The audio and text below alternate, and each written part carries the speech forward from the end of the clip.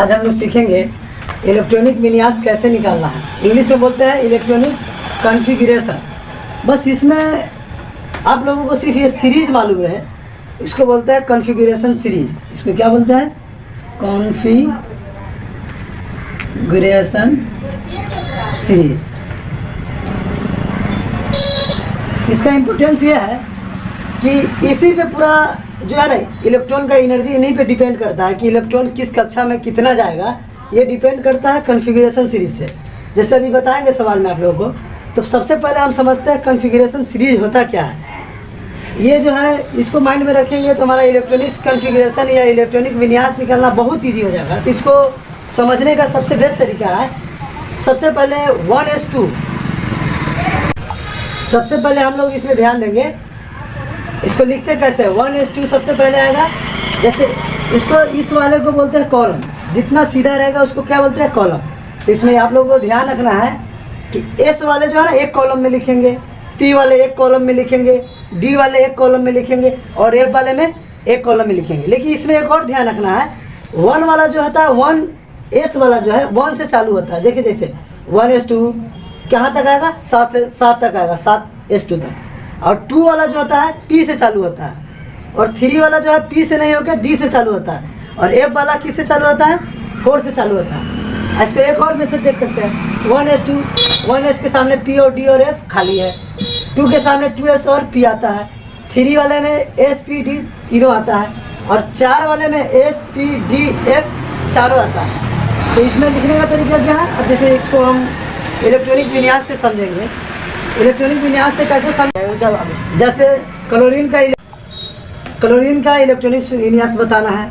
जैसे ये पहले कॉन्फ़िगरेशन सीरीज समझना है, इसको फिर से बता दे रहा है।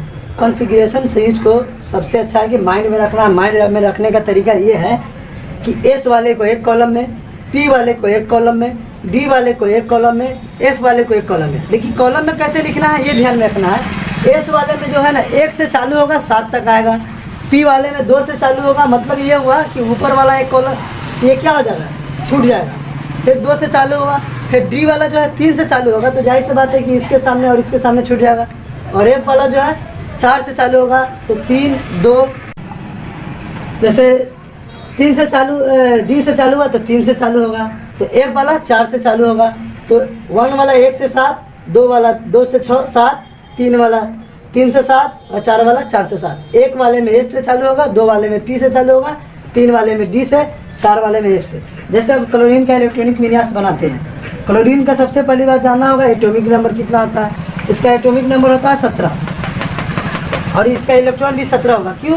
क्योंकि हम जानते हैं पीरियोडिक टेबल में परमाणु संख्या और उसका इलेक्ट्रॉन दोनों क्या होता है? बराबर होता है। तो मान लेते हैं इसका परमाणु संख्या 17 है तो इलेक्ट्रॉन भी 17 होगा। अब आते हैं इसका इलेक्ट्रॉन टोटल 17 हो गया। तो पहला, अब इसको देखो कॉन्फ़िगरेशन से समझते हैं। पहला इलेक्ट्रॉन किस में जाएगा बच्चों? 1:2 में जाएगा, तो 2 इलेक्ट्रॉन तो ले लिया। अब इसमें कितना बचा? 15 इलेक्ट्रॉन। फिर अगला इलेक्ट्रॉन देखो इसके आगे खाली है, फिर चालू कहाँ से हो जाएगा? इसके आगे तो खाली है पूरा, फिर चालू होगा 2 से, तो दूसरा का इलेक्ट्रॉन 2s2, फिर तीसरा का 2p6, फिर इसके आगे क्या है? खाली है। फिर अगला इलेक्ट्रॉन 3s2, फिर अगला इलेक्ट्रॉन 3p6। बट 6 लेते हैं तो इसका इलेक्ट्रॉन जो है ना टोटल 18 हो जाता है। इसके पास 17 ही इलेक्ट्रॉन है, तो 3p कितना लेना होगा? 5। अब जोड़ के देखते हैं, 2 तो 4, 4 से 10, 10 2 12, 12 5 17। इसका मतलब क्लोरीन का इलेक्ट्रॉनिक विन्यास ये हमारा बन गया। एक और एग्जांपल लेते हैं, जैसे सल्फर का सिंबल यानी संकेत एस से होता है, जेड का मान होता है 16। इससे इलेक्ट्रॉन भी कितना हो जाएगा? 16 हो जाएगा। परमाणु संख्या और इलेक्ट्रॉन बराबर होता है। पहला इलेक्ट्रॉन कहाँ से आएगा बच्चों? 1:2 में आएगा, 2 इलेक्ट्रॉन हो गया। फिर अगला इलेक्ट्रॉन कहाँ से आएगा बच्चों? इसके आगे तो बॉक्स खाली है देखो, तो फिर अगला इलेक्ट्रॉन 2 से चालू हो जाएगा। तो 2 में कौन 2s और p आएगा, तो s में 2 इलेक्ट्रॉन, p में 6 इलेक्ट्रॉन। फिर अगला इलेक्ट्रॉन देखो बच्चों खाली है, तो फिर ये कहाँ से आएगा? 3 से चालू होगा, तो 3 में कितना इलेक्ट्रॉन? 2 इलेक्ट्रॉन, और p में कितना? 6। बट अगर 6 लेते हैं तो 18 हो जाता है। तो हमको 16 पुराने के लिए देखो 2 2 4, 6 4 10, 10 2 12, 16 लाना है। 16 12 4 16। इसका इलेक्ट्रॉनिक कॉन्फ़िगरेशन क्या हो गया? निकल गया।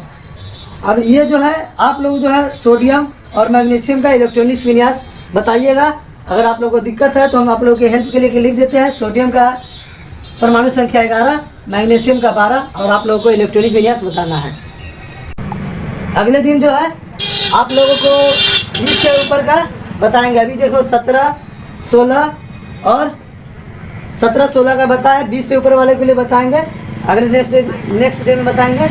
और इसमें आप लोगों को कोई भी दिक्कत हो इलेक्ट्रॉनिक विन्यास निकालने में आ गया है 1s2, 2s2, 2p6, 3s2, 3p4 क्यों हुआ है? पहला इलेक्ट्रॉन एस में गया, दूसरा 2s में, तीसरा का 2p में, चौथा इसमें, पांचवा इसमें। बट अगर 6 इलेक्ट्रॉन लेते हैं तो 18 हो जाता है। देखो तो कितना लेना होगा, 2, 2, 4, 6, 4, 10, 2, 12, 12, 4, 16। 16 इलेक्ट्रॉन का जरूरत था, 16 हो गया। और आप लोगों के लिए है सोडियम और मैग्नीशियम का इलेक्ट्रॉनिक विन्यास बताना है, आपके हेल्प के लिए दे दिया गया है। सोडियम का परमाणु संख्या 11 है, मैग्नीशियम का 12 है।